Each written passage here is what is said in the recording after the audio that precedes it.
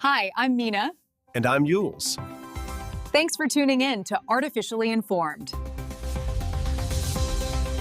Welcome to The Deep Dive, the show that takes the sprawling, chaotic feed of global information, filters out the static, and leaves you with the pure, concentrated knowledge you need to navigate a world that seems to be transforming every hour. It really does. As 2025 closes the book and 2026 starts writing its first chapters, we are witnessing the ending of one era and the frantic, complicated, sometimes breathtaking starting of an entirely new one. It truly feels like a moment of transformation across the board. Our stack of sources for this deep dive reflects that wild energy. I mean, we've got breakthroughs from regenerative science that sound like they belong in a futuristic medical bay. Right. And then you have these intense geopolitical standoffs that are constantly rewriting the diplomatic rulebook and a fundamental reevaluation of the entire technology sector, forcing ambition to answer to accountability. That's right. Our mission today is to cut through that complexity for you. We're going to trace a thread from ancient human ingenuity, pushing back the timeline of a foundational human technology, straight to the high-stakes political chess being played across the Middle East and Eastern Europe. All while exploring just how close we are to biologically regrowing lost human teeth. It sounds like science fiction. It really does. And this is the crucial element for you, the listener. We're not just listing facts. We're synthesizing this immense diversity of global news and providing the context and implications, the why it matters, so you can be instantly well-informed without suffering from the dreaded information overload that defines modern life. Okay, let's unpack this. We'll start where the rules of reality are being rewritten, the frontiers of science. Get ready, because part one is where we discuss new materials and new biology that definitely defy the rules we thought we knew. Let's do it. Let's start with a classic engineering challenge. How do you make something incredibly strong without making it brittle? For decades, material science has struggled with that trade-off. The strength versus malleability problem. Exactly. Now, we have news of a groundbreaking new alloy being developed that is being described as, well, indestructible. It's a huge claim. And what's fascinating here is the sheer elegance of the solution, which, as often happens, was stolen directly from nature. This new alloy, developed through advanced metallurgical processes, is set to revolutionize manufacturing primarily because of its exceptional resistance to wear, corrosion, and extreme temperatures. So it solves that fundamental compromise. It does. So how did they pull off this structural magic? Most alloys are essentially strong because they have these tightly organized crystal structures, but those very structures create weaknesses, right, at the grain boundaries. Precisely. That's where they tend to crack under high stress or sharp impacts. Right. This new material breaks that paradigm entirely by not acting like a traditional metal. Instead of a uniform crystalline structure, it utilizes a composite architecture that mimics biological materials. Biomimicry. Exactly. Specifically, researchers studied the microscopic layered structure found in the shells of certain mollusks, like abalone. The abalone shell is famous for its nearly unbreakable resilience. It's tough because of its structure, not just its composition. Yes, that's the key. The shell is made of these stacked microtiles, and there's an organic material between the layers that allows the structure to slide and absorb energy when it's struck. So a crack can't just run straight through it. It prevents a single catastrophic crack from propagating. The new alloy uses a similar internal composite design. It achieves resilience through complexity. It can be both rigid for strength and flexible enough at the microscopic level to absorb enormous shock without fracturing. That's the true aha moment biomimicry applied to metallurgy, transforming what used to be a failure point, the grain boundary, into a shock absorber. That's it. But this sounds technologically complex. I mean, what is the major obstacle to mass production right now? Is it cost or is it scale? It's the complexity, which translates to cost and scale. Right now, the process requires incredibly precise layering and control at the nanoscale, which is expensive and difficult to scale up rapidly for industrial use. Here. However, the potential for long-term savings is so huge that R&D spending is astronomical. I mean, think of the lifespan of an airplane turbine blade or an automotive part operating in a high-corrosion, high-heat environment. The maintenance and replacement costs must be enormous. Exactly. This alloy promises a durability that could reduce those costs and waste dramatically. It could lead to more sustainable manufacturing processes globally, but only if they can crack the scaling problem. From the rigidity of metal, let's jump to the ultimate wetware upgrade, regenerative medicine that might solve tooth loss forever.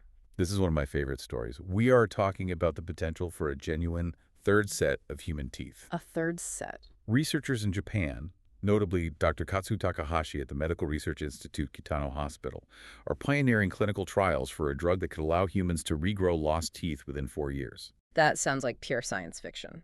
Is this just generating a tiny cosmetic tooth, or are we talking about a fully functional, biological, adult tooth? The goal is fully functional regeneration. And the mechanism is just fascinating. The drug targets specific genes, like the USAG1 gene, which is responsible for inhibiting tooth development. So it's a suppressor gene. It is. Yeah. We already have the potential to grow more teeth, but this gene usually suppresses that growth after the initial adult set.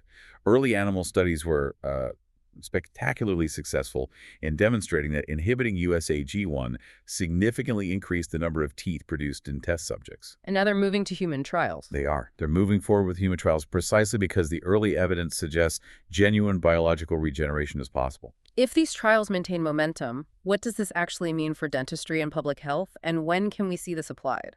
The implications are just monumental. I mean, current solutions like implants and dentures, while effective, they come with limitations, right? Comfort, long-term compatibility, costs. A biological solution, a tooth that is literally grown back from the gum, would reestablish natural chewing and aesthetic functions flawlessly.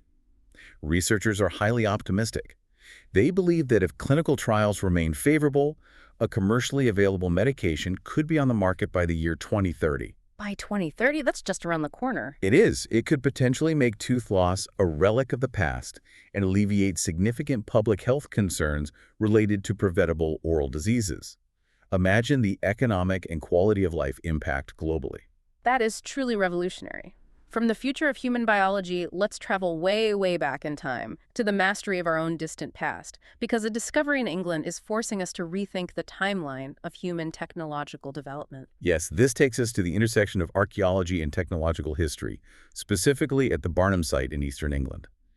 New archaeological evidence is pushing back the confirmed timeline for human-made fire control to an astonishing 400,000 years ago. 400,000 years. I thought the consensus, based on evidence from sites like Wonderwork Cave, put definitive habitual human control of fire closer to 200,000 years ago, maybe 300,000 at the absolute earliest. It was. That significantly extends the timeline of what we consider a foundational technology for early Homo and Neanderthals. It forces a massive reassessment of the cognitive capacity and, frankly, the resourcefulness of those early hominin populations. Yeah. What the scientists found were remnants of pyrite iron sulfide in concentrated areas alongside flint tools. Ah, so the fire-starting kit. The literal fire-starting kit. Oh. Pyrite, when struck with flint, creates sparks. The sheer prevalence and context of these remnants strongly suggest that Neanderthals in that region were deliberately utilizing this technique to start fires, not just relying on natural ignition from, say, lightning. This means they're making fire on demand. On demand. Fire wasn't merely heat and light, it was, as we've discussed, an evolutionary accelerator. But how does pushing the date back 100,000 or 200,000 years change our current evolutionary narrative? It accelerates the timeline for complex social structures and dietary adaptation. Mastery over fire represents one of the earliest major innovations that enabled varied diets cooking food, detoxifies it, and unlocks far more nutrition and energy. Which directly fueled larger, more complex brains. Precisely. If Neanderthals were intentionally striking flint and pyrite 400,000 years ago, it suggests a level of planning, resource management, and social transmission of knowledge far earlier than previously assumed. It really elevates their status as technological masters of their environment. And complementing that discovery, we have a fascinating new look at early hominins from a site in Georgia, one of the most important archaeological digs in the world. The Dmanisi hominid archaeological site. Yes, Dmanisi is already famous for containing the earliest unequivocal evidence of humans outside of Africa. Researchers recently analyzed an enormous trove, 583 ancient teeth from Dmanisi, dating back 1.8 million years deep into the Pleistocene epoch. An incredible time capsule. It is, and these findings are constantly reshaping the complex, branching puzzle of human ancestry.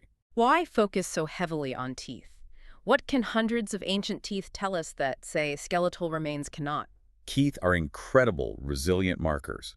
Unlike bone, enamel preserves very detailed records of diet, of stress events, growth patterns. Little biological hard drives. That's a great way to put it. Oh. By analyzing such a massive sample from a relatively synchronous population at a single site, researchers can draw robust statistical conclusions about the diversity, growth rates, and adaptive capabilities of these early human populations as they dispersed out of Africa. So you can see how they are coping with new environments. Yes, this comprehensive dental record provides unique insights into how quickly they adapted their diets to different flora and fauna, and how stressful those early migratory periods were. It just keeps challenging the neat, linear narrative of human evolution we used to have. Shifting now from the deep, deep past to the deep present, let's look skyward and underground simultaneously. Indeed. We head to China, where the massive Jiangmen Underground Neutrino Observatory, thankfully acronymed JUNO, is ready to hunt for the universe's most elusive traveler, neutrinos. The ghostly particles. Why is JUNO such a big deal, and why does it need a massive 20,000-ton detector underground? It needs to be underground to shield it from cosmic rays and other background noise that would just swamp the signal. Neutrinos are incredibly difficult to detect because they interact so weakly with matter. I mean, literally, billions of them are passing through your body every second without you noticing a thing. Wow. But JUNO is tackling two massive foundational questions in particle physics and cosmology. What are those big questions specifically? First, JUNO aims to determine the hierarchy of neutrino masses. Simply put, which flavor or type of neutrino is the heaviest. Understanding this hierarchy is key because it could shed light on the fundamental asymmetry between matter and antimatter in the early universe. The great mystery of why anything exists at all. Pretty much. Our current models suggest that equal amounts of matter and antimatter were created, but if so, they should have annihilated, leaving nothing behind but light. And since we're here, Since we exist, there must have been a slight imbalance favoring matter. And understanding the neutrino sector, where we know particle behavior deviates from the standard model, is a leading candidate for solving this puzzle. so determining the mass order of this ghostly particle might tell us why the universe exists at all. That is profound. It is. The second question relates to neutrino oscillation, the process where one type of neutrino changes into another while traveling. JUNO will precisely measure this oscillation, which supports the theory that neutrinos actually have mass. Which was a big deal because the standard model originally said they should be massless. Exactly. It challenged long-held assumptions. JUNO is a critical piece of global infrastructure, seeking answers to why the universe is the way it is. A true international collaboration dedicated to fundamental reality. But as we look to the future of space observation, we also have to mark the end of an era much closer to home. We do. The U.S. National Aeronautics and Space Administration, or NASA, is ending the publication of the Earth Observer, which has been a crucial communication tool chronicling Earth science programs for over 36 years. 36 years of documenting humanity's view of its own planet and how we collect that data. It's the end of a very specific historical record. It is. And the end of the newsletter coincides with the planned retirement of the Terra satellite, which has been a foundational pillar of NASA's Earth Observing System, or ES missions. Terra has been up there for a long time. For decades. It has provided crucial global environmental data, laying the groundwork for much of the climate research we rely on today. It provided the baseline for understanding changes in atmospheric dynamics, land use, sea ice coverage. Its legacy is foundational to modern climate science. But the platform for sharing that history is wrapping up. Even as our ability to observe Earth's hidden domains gets more spectacular, we should probably mention one final scientific achievement here that really speaks to our technological reach. Yes, into the deep ocean. While we look up at neutrinos and out at climate data, we also look down into the least explored part of our own planet.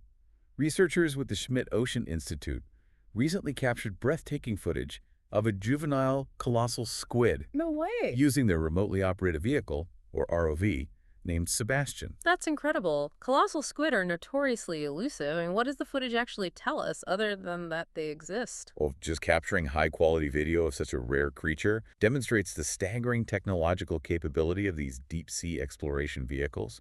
But it also feeds critical data into conservation policy. How so? The deep sea is under increasing threat from climate change and proposed deep-sea mining.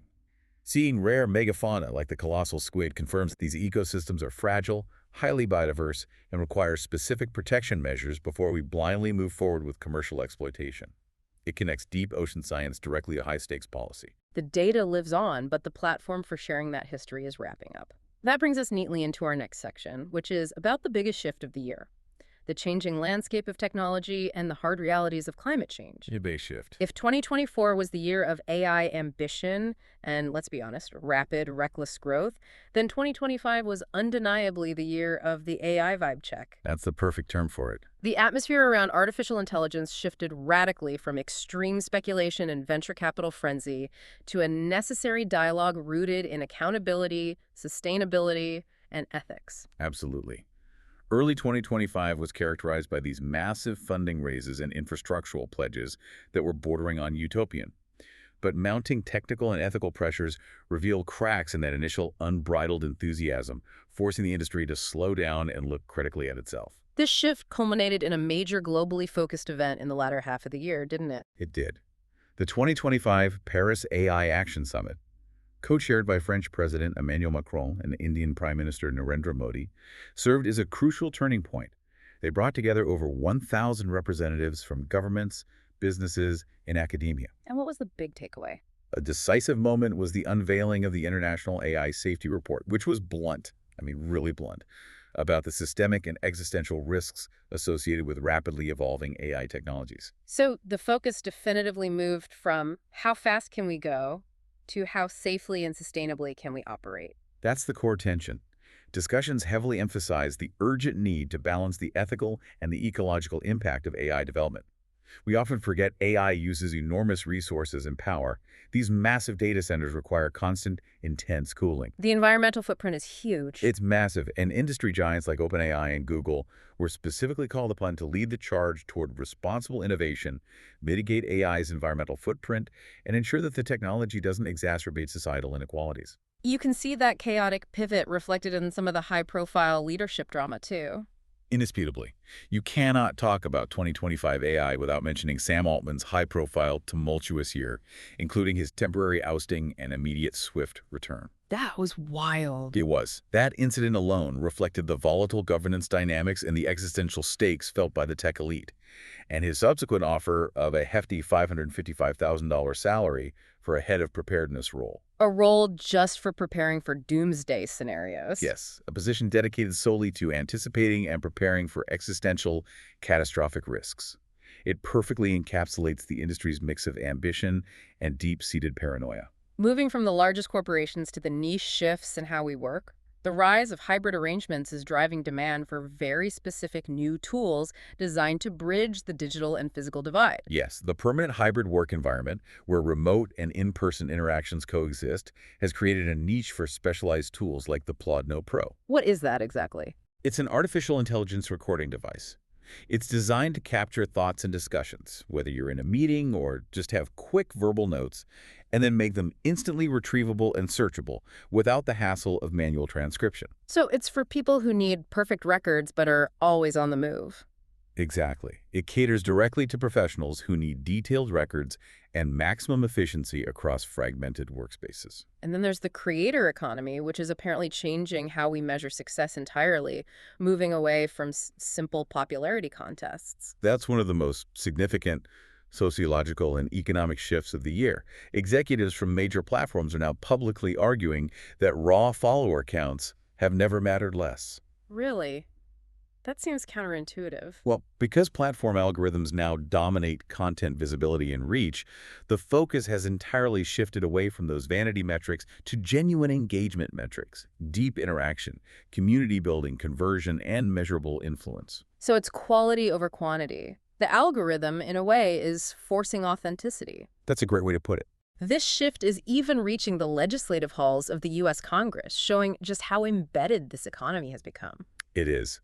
The formation of the Bipartisan Creator Economy Caucus in the U.S. Congress in June 2025 highlights the increasing recognition of creators, the individuals, not the platforms, as pivotal economic players who need legislative support. And what are they focused on? Their focus is on crucial issues like internet privacy, clear rules regarding AI ethics and copyright, and ensuring fairer tax codes for this highly fragmented independent workforce. While the U.S. grapples with the ethics of content and privacy, Europe is quietly building massive economic power in what is called deep tech. And investing heavily in it. We saw an impressive rise of 76 European deep tech and life sciences university spinouts coming from top research institutions like ETH Zurich in Switzerland and the University of Oxford in the UK. And what kind of status are we talking about? They're reaching unicorn status, which is a $1 billion valuation, or centaur status, which is $100 million in revenue. This growth was fueled by a huge $7.9 billion in venture capital funding. This demonstrates that Europe is focusing its investment not on flashy consumer apps, but on fundamental research in AI, biotech, and sustainable technologies. It's a methodical approach, proving that investment in fundamental research leads directly to massive, future-proof economic returns. From the highly theoretical world of deep tech, let's crash land back to Earth and look at the real, catastrophic impacts of climate change, starting with a place you wouldn't typically associate with climate crisis, Maine, in the Northeast United States. This is a truly tragic story about the Alaskanization of Maine's coastline. Shellfish harvesters are facing devastating economic pressure because the Gulf of Maine is warming faster than 99% of the world's oceans. Faster than 99%? That's an incredible statistic. It is. And this warming leads to increased rainfall, which in turn leads to severe pollution runoff. And that runoff forces official regulatory shutdowns, paralyzing the industry. Correct. The National Shellfish Sanitation Program, or NSSP, mandates harvesting closures during heavy rain events. Why is that? Because the runoff carries fecal coliform bacteria contamination from urban storm drains and septic system failures into the harvesting beds. The problem is that severe rain events have doubled since the 1970s. The unpredictable nature of the work being shut down constantly is killing the entire oyster and clam industry there. The human cost of that regulatory response, which is necessary for public health, must be immense. It is. One longtime harvester, Chris Warner, encapsulated the crisis perfectly. He said, "Every time it rains, you're done." Wow. That's a tragic encapsulation of the human cost, isn't it? It makes the idea of multi-billion-dollar AI summits feel incredibly abstract. They face not only the closures, but also rising costs and the proliferation of invasive species and algal blooms. So it's a multi-pronged crisis. A total crisis, severely restricting their ability to make a living harvesting clams and oysters, which are central to the state's seafood economy and cultural identity. That's a perfect illustration of how climate change doesn't just mean higher temperatures, it means economic destabilization in specific vulnerable local industries. But the disasters are, sadly, global. Look at Southeast Asia.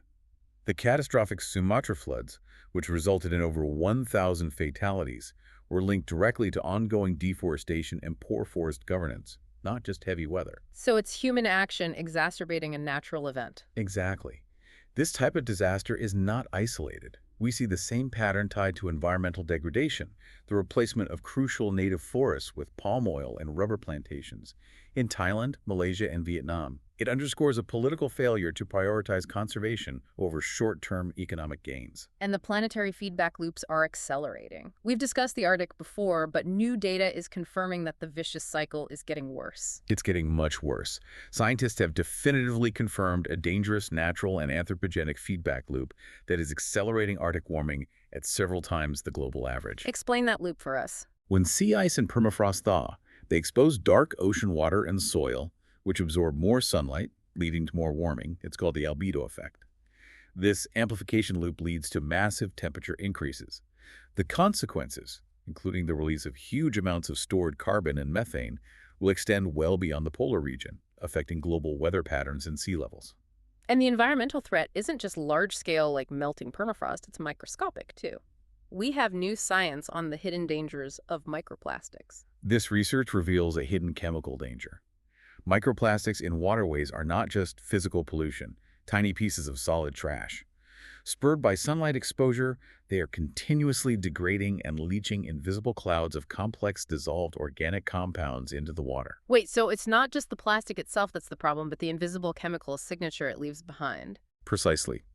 These chemical plumes are changing the fundamental chemical composition of aquatic ecosystems. Essentially, they are changing the water's molecular DNA. This adds a layer of toxic, dissolved pollution that we are only just beginning to screen for, making water treatment and ecosystem monitoring far more complex. On a slightly less depressing note, humanity is still trying to clean up its biggest messes, though sometimes with mixed results. Indeed. Nepal formally scrapped the failed waste deposit scheme for climbers on Mount Everest. I remember this. It required a hefty $4,000 deposit. Right, which was refunded only if climbers brought back 8 kilograms of waste. Officials cited massive difficulties in enforcement and the persistent litter problem.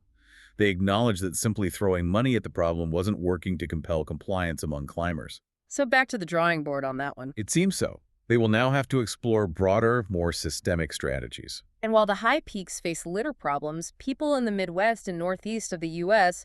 are dealing with an intense, powerful winter storm right now. Yes, a powerful winter storm is currently moving east, bringing dangerous blizzard conditions, significant ice accumulation, and widespread power outages across affected regions like Northeast Ohio and parts of the Northeast Corridor.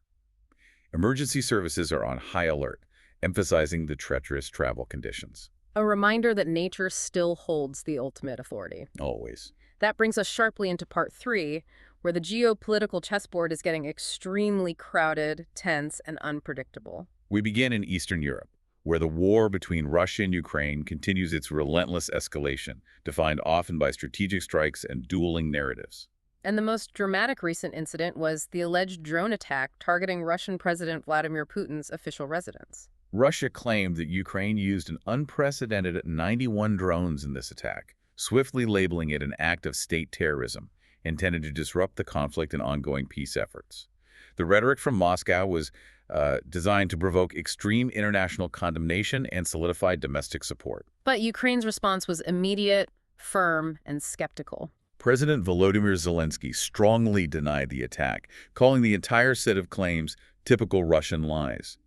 There was significant skepticism from Western allies as well. Like the U.S. Yes, the U.S. ambassador to the North Atlantic Treaty Organization, or NATO, Matthew Whitaker, publicly expressed profound uncertainty about the authenticity and exact circumstances of the incident, suggesting it could be a staged event for propaganda purposes. And Zelensky leveraged the immediate international response to highlight what he sees as diplomatic hypocrisy. Precisely. He was highly critical of countries like India and the United Arab Emirates, or UAE, for quickly condemning the purported attack on Putin's residence while maintaining a relative silence regarding the ongoing violence and strikes against Ukrainian civilians and infrastructure. It highlights that difficult diplomatic tightrope many non-aligned nations continue to walk. It certainly does, trying to balance relationships with Russia and the West. And the back and forth of strategic strikes is relentless, demonstrated by continued hostilities on both sides, specifically targeting logistics. Kiev officials confirm they are actively launching long-range drone strikes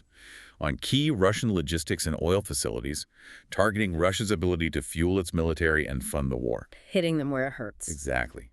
Ukraine's Domestic Security Service, the SBU, confirmed strategic assaults on oil depots and refineries in the Rybinsk and Krasnodar regions.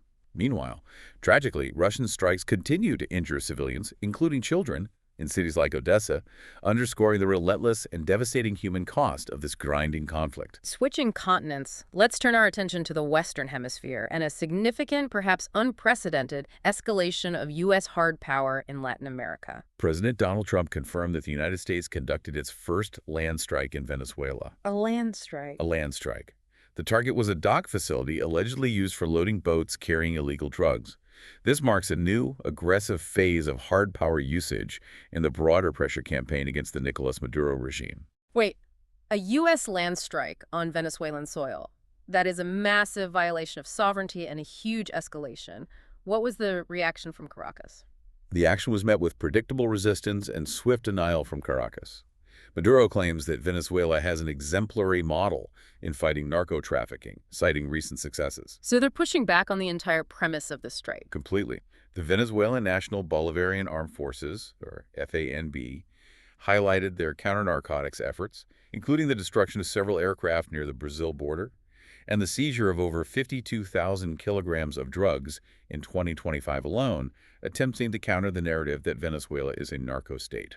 And the strike drew strong regional condemnation from political opponents of the U.S. It did. Cuba voiced strong opposition to the military deployment, condemning it as a clear violation of Venezuelan sovereignty and international law. Former Mexico City Mayor Claudia Sheinbaum urged the United Nations to act against U.S. aggression. Even Iran weighed in. Yes. Iran denounced what it called a psychological war against Venezuela, which really reflect the interconnected nature of these geopolitical rivalries across the globe. Moving to the Middle East, the tension involving the U.S. and Israel regarding Iran is incredibly intense and overtly confrontational. President Trump affirmed strong support for Israeli military action. Following successful June airstrikes on Iranian nuclear facilities, he issued a stern, unequivocal public warning. What did he say? He threatened to knock the hell out of Iran if it attempts to rebuild its missile capabilities or pursue nuclear weapons development. This signals an extremely tough, non-negotiable stance on Iran's nuclear program, dramatically raising the risk of direct conflict. And these discussions with Israeli Prime Minister Benjamin Netanyahu covered more than just the immediate Iran threat. Yes.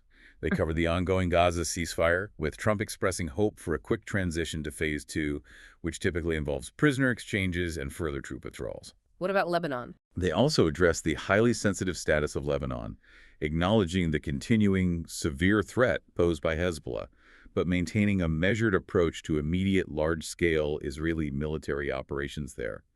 The overarching goal remains preventing what the U.S. and Israel view as an existential, multi-front war. Now for the diplomatic curveball of the year, the Somaliland controversy. This caused immediate chaos at the United Nations. This is a major, high-stakes diplomatic firestorm that requires a lot of nuance. Israel's recent recognition of Somaliland, a region that declared independence from Somalia in the 1990s but lacks widespread global recognition, caused an immediate global outcry. And an emergency meeting of the United Nations Security Council, or UNSC. That's right. Why is recognizing Somaliland so controversial globally? It's been de facto independent for decades. It touches on two major geopolitical fault lines. First, Somalia immediately condemned the recognition as a severe threat to regional peace and a direct violation of its territorial integrity. More critically, the recognition runs contrary to the 1964 Organization of African Unity Resolution, which asserted the principle of retaining colonial-era borders to maintain stability. Exactly. When one country unilaterally recognizes a contested breakaway state, it sets a dangerous precedent for every other territorial dispute in the world. And there's a link to the larger conflict in the region, correct? Absolutely. Many observers linked Israel's move to broader geopolitical maneuvers concerning its security and influence in the Red Sea, potentially seeking strategic port access. However, during the emergency UNSC meeting, most members condemned the action, viewing it as potentially destabilizing the entire Horn of Africa region. And it draws uncomfortable parallels. It does. It's seen as undermining the sovereignty of Somalia, and by extension, drawing uncomfortable parallels regarding acknowledgments of other disputed territories, including Palestine, though with reversed political outcomes. And speaking of Gaza, the humanitarian crisis there continues to worsen, compounded by political decisions regarding aid access. The situation remains tragically dire. Israel recently banned 37 international aid organizations from operating in Gaza. Furthermore, the UN Relief and Works Agency, or UNRWA, described a new Israeli legislative decision limiting its operations as outrageous. Outrageous. Their words. They stress that they are unable to meet even the most basic needs of the population. What are the immediate, on-the-ground human consequences of blocking this massive volume of aid? The health risks are accelerating exponentially due to infrastructure collapse. The UN Office for the Coordination of Humanitarian Affairs, OCHA, has highlighted severe health risks from sewage flooding, the mixing of rainwater with raw sewage. That's horrifying. Along with heavily contaminated water and constant power failures. We are seeing widespread health issues, including serious infections and painful skin rashes among children due to the unavoidable consumption of dirty water. This crisis is compounded by the lack of effective waste management and functional roads, which further paralyzes essential aid delivery. The details of that sewage flooding, children with rashes, bring the true severity of the crisis home. That leads us right into part 4, which is about political accountability and the societal contradictions that define our time. We've seen some high-profile revelations recently about a surprising lack of basic due diligence at the highest levels of foreign policy, illustrating how complex public relations can override necessary vetting. And you're referring to the scrutiny surrounding the British-Egyptian activist Alaa Abd el-Fattah, currently imprisoned in Egypt. Exactly. The UK Foreign Office initiated a review into what they termed information failures after it was revealed that both Foreign Secretary Yvette Cooper and Labor leader Sir Keir Starmer were unaware of Abdel Fattah's past abhorrent social media posts. And what did those posts contain? The posts reportedly contained anti-Semitic and inflammatory language. That is a staggering oversight. How can senior leaders be championing a human rights advocate globally, making him a central point of diplomatic pressure against an authoritarian regime without properly vetting their public history? It reveals a significant lapse in due diligence. Cooper acknowledged that the failure to recognize these controversial tweets reflects the complexity involved in balancing human rights advocacy, political activism, and public perception, especially when dealing with high-stakes diplomatic relationships with regimes like Egypt. So what's the goal of the review? The review aims to improve internal vetting processes and prevent similar oversights that can undermine the credibility of human rights campaigns. Switching to the U.S. political landscape, we are seeing major shifts in immigration policy, many of which leverage previous health crises for permanent policy changes. The Trump administration has finalized a regulation allowing the U.S. government to block asylum claims on public health grounds at the U.S.-Mexico border. This builds on Title 42 from the COVID era. It builds directly on it, and it aligns with a strategy to leverage security-based criteria for denying entry. Human rights advocates are voicing deep concern that it weaponizes public health criteria to disproportionately affect vulnerable populations seeking legitimate refuge. And simultaneously, they are creating new financially incentivized pathways for people to leave voluntarily. The Department of Homeland Security, or DHS, announced a controversial limited-time program offering a financial incentive for undocumented immigrants to self-deport. How much of an incentive? Eligible individuals could receive a $3,000 stipend and free travel assistance if they agree to leave voluntarily by December 31, 2025.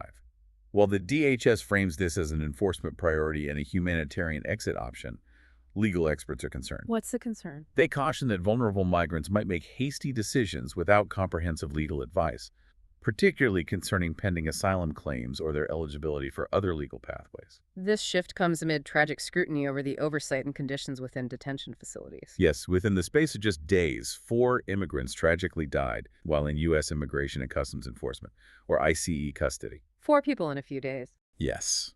These individuals were from Haiti, Bulgaria, Nicaragua, and Eritrea, dying in various facilities across the country following medical emergencies or collapses. These deaths immediately raised serious concerns and increased scrutiny over the quality of healthcare, the oversight mechanisms, and the overall conditions provided within immigration detention facilities managed by the federal government. Globally, the process of democratic transition is under extreme strain, particularly in West Africa. Let's look at Guinea. In Guinea, the former junta leader, General Mamadi Doumbouya, cemented his power by being elected president by a landslide. This follows the military coup he led over 3 years ago. But the election itself was controversial. It was critically marked by an opposition boycott, raising widespread international concern over its fairness and legitimacy, effectively questioning the sincerity of the promised transition back to genuinely civilian democratic governance. We see similar concerns over electoral integrity echoing throughout Latin America alongside protests against economic policy. In Honduras, alarms have been raised about a potential electoral fraud attempt aimed at consolidating political control in upcoming municipal elections, putting the integrity of their political process into serious question. And in Bolivia? Meanwhile, in Bolivia, workers are facing repression during large-scale protests against Decree 503, which labor unions argue undermines fundamental labor rights and is favored by international financial institutions like the World Bank and IMF. A classic struggle between domestic workers and global financial pressure. It really is. The clash between policy and public life seems impossible to ignore, especially when politics spills over into the arts and iconic institutions. Yes, the decision to rename the Kennedy Center's concert hall in Washington, D.C. in honor of President Donald Trump prompted a significant, immediate cultural backlash. It was very controversial. It was. This decision led to an exodus of at least 11 acts and creators, including performers scheduled for high-profile New Year's Eve concerts, who withdrew their participation immediately. This exemplifies how deep political polarization is, impacting even iconic, nonpartisan cultural institutions and forcing artists to make difficult choices about their alignment. It certainly does. The cancellations underscore the immediate and tangible impact that political alignment can have on the arts community, forcing venues and institutions to grapple with the serious financial and reputational consequences of aligning themselves with highly divisive political figures. On a brighter cultural note, let's acknowledge the high-profile New Year Honours List in the UK, recognizing excellence in very British pursuits. A truly deserved acknowledgement of excellence in sport and public service. Ice skating legends Jane Torville and Christopher Dean received a knighthood and damehood, respectively. For their legendary Bolero performance, of course. Of course, it recognizes their iconic contributions to ice dancing.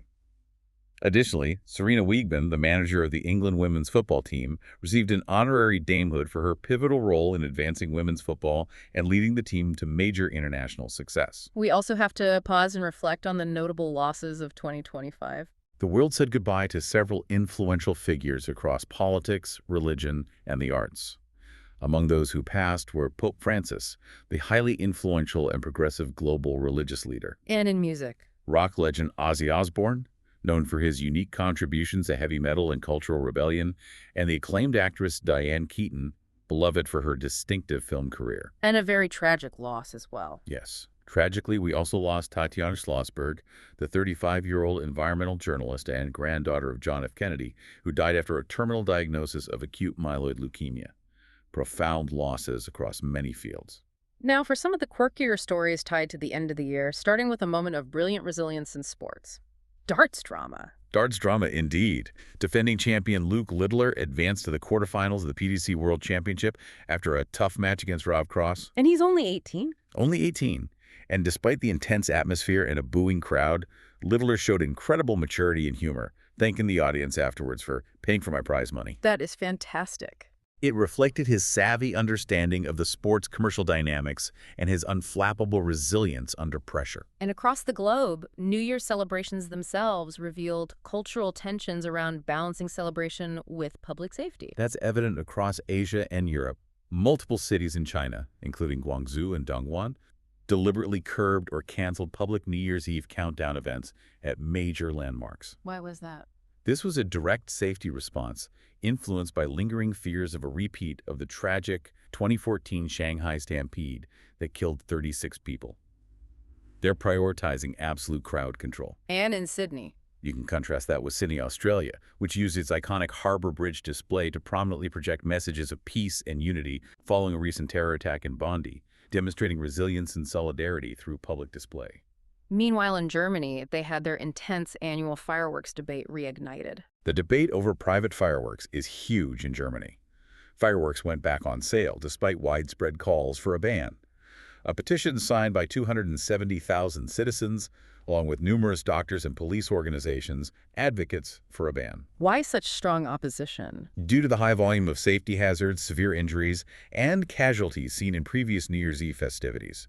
This struggle between popular tradition, the freedom to light explosives, and public safety continues to challenge local authorities, who have instead mostly opted for localized restrictions rather than a nationwide ban. It's an interesting parallel. In China, the government strictly controls large crowds to ensure safety. In Germany, they wrestle with the individual freedom to light explosives. Now, let's transition to our final segment, focusing on personal health and lifestyle insights. Starting with some stark data on personal habits, new research from India has delivered a serious, sobering warning about alcohol consumption and cancer risk, specifically related to oral health. What are the numbers telling us about the level of risk? The study highlights that consuming even one standard alcoholic drink daily raises the risk of mouth cancer by approximately 50%. 50% from one drink a day. Yes. This risk is not marginal, and it amplifies dramatically when alcohol consumption is combined with tobacco use, potentially explaining up to 2/3 of mouth cancer cases in the region. That significantly intensifies the ongoing discourse around alcohol's so-called health benefits. Absolutely. It urges even light drinkers and public health organizations to reconsider consumption patterns. The scientific community is moving decisively toward the consensus that there is no safe level of alcohol consumption, particularly when combined with other common risk factors. Now let's look at the wellness trends that have surged in popularity over the last few years. Saunas and cold water immersion. Are these backed by rigorous science, or are they just expensive fads? The science is complex but generally supportive. provided caution is exercised. Research is exploring the distinct physiological and psychological effects of these practices. So what are the reported benefits? Well, enthusiasts report benefits like improved circulation, detoxification, and dramatically improved mental resilience. The science notes things like reduced muscle soreness, decreased inflammation markers, and a psychological uplift. A feeling of accomplishment and a mood boost. Exactly.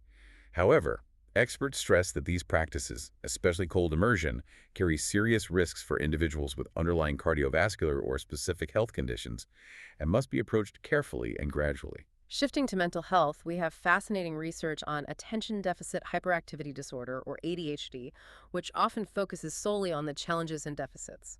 This research takes a welcome, positive approach. It highlights the positive correlation between recognizing and utilizing inherent ADHD strengths and improved mental health outcomes. What kind of strengths are we talking about? Individuals who identified and embraced attributes such as enhanced creativity, a distinct sense of humor, the capacity for intense hyperfocus on preferred topics, and an ability to think non-linearly tended to report a significantly better quality of life and fewer debilitating mental health symptoms. So it's about reframing the narrative and playing to inherent strengths rather than constantly trying to correct deficiencies. Exactly. This encourages the mental health community to develop approaches that foster resilience by focusing on strengths like enhanced creative problem solving, rather than viewing the condition purely through the lens of deficit and disorder. It's a paradigm shift in treatment. And finally, a very innovative workplace solution from Sweden to tackle the growing yet often unacknowledged problem of loneliness in the hybrid work environment. This is a remarkable and frankly enviable initiative. Sweden's Friendship Hour. Friendship Hour? Companies are intentionally giving employees free money stipends to socialize outside of formal work tasks and outside of the office. The goal is simple and direct: combat loneliness and boost well-being by facilitating genuine social connections and camaraderie. Especially when hybrid work can lead to so much isolation. Precisely. Early feedback suggests improved moods, increased trust, and a greater sense of community, setting a potential precedent for integrating social well-being directly into corporate policy globally. I think we all deserve a friendship hour, frankly. That seems like a concept that should be immediately imported into every global office environment. I completely agree. What an incredible, dense journey we've taken today, charting the transformation of human capability.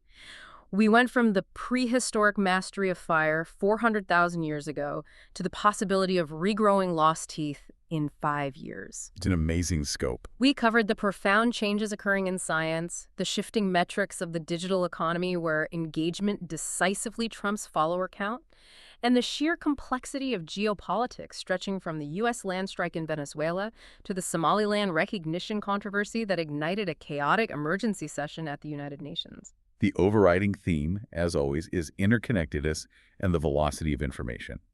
You can't understand the economic pressure and potential collapse of a Maine shellfish harvester without understanding the fundamental physics of a rapidly warming Gulf of Maine. Right. You can't understand the ethical dialogue around artificial intelligence without reflecting on the unprecedented speed of investment in fundamental European deep tech research. That interconnection is how you achieve true literacy in the modern world. It's about knowing, for instance, that a deep-sea finding like that footage of the juvenile colossal squid we mentioned, Captured by the Schmidt Ocean Institute's ROV Sebastian. can inform crucial high-stakes conservation policy aimed at protecting those uncharted deep-sea ecosystems from threats like deep-sea mining.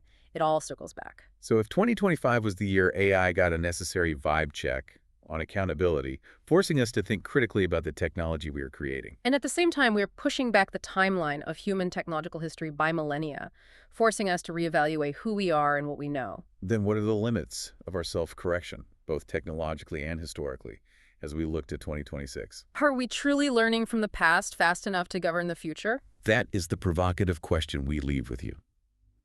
What do we truly know about ourselves? And how aggressively should we govern the powerful tools we are developing? Thank you for joining us for this deep dive. We'll be here next time, ready to synthesize the next stack of global information. Until then, stay curious. You're enjoying Artificially Informed. Hit subscribe and share it with a friend. From the left, the right, and straight from the algorithm. Thank you. That's it for today's Artificially Informed. Nope. Thanks for spending your time with us. Yeah. Stay sharp, stay curious. See you next time.